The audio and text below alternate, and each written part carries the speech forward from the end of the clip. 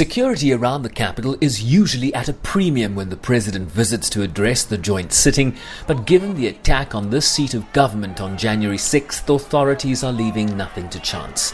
And while his maiden address in the House will be about his vision for the future, expect him to give himself a pat on the back, particularly on the domestic coronavirus response.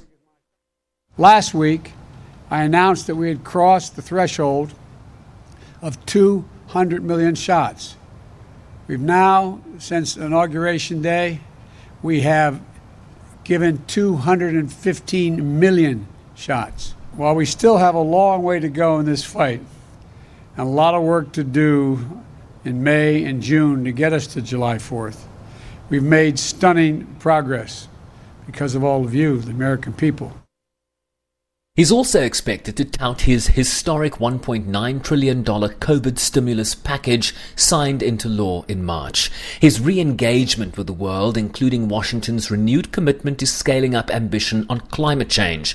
His almost $4 trillion push for new legislation on investments in infrastructure, childcare, and free community college, among others.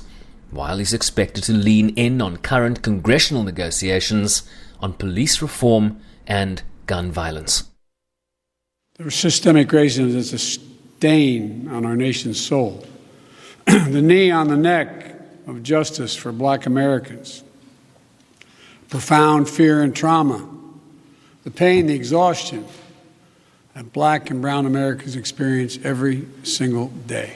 No one should be above the law.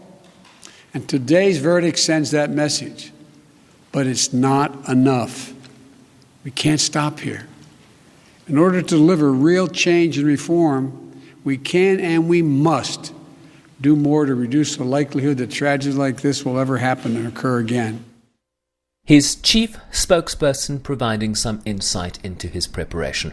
I can also tell you that while the major policy announcement in the speech is, of course, the American Families Plan, a historic investment in education and childcare, he will also use the speech as an opportunity to talk about many of his other priorities, including police reform, immigration, gun safety, his ongoing work to get the pandemic under control, and to putting Americans back to work. And on foreign policy. I expect there certainly will be a foreign policy speech. It's never as much foreign policy as the foreign policy team wants. That's always the battle. But there will be a foreign policy portion of the speech. He will talk about his commitment to re-engaging with the world, taking America's seat back in the world, what our values are as a country. And certainly I would expect he'll talk about a number of the priorities of this administration, including our engagement with China. Joe Biden's been around these speeches for a very long time, first as a United States Senator for 36 years and then as Vice President for 8. But this year's event will have a different feel. It will lack the traditional pomp and ceremony. Only 200 of the 535 lawmakers have been invited to attend, while the guest gallery, normally packed to the rafters, will serve as just a gallery. As the focus now shifts to President Biden's vision for America, and a Republican Party that's likely to hold its applause. Shervin Briceby's SABC News, New York.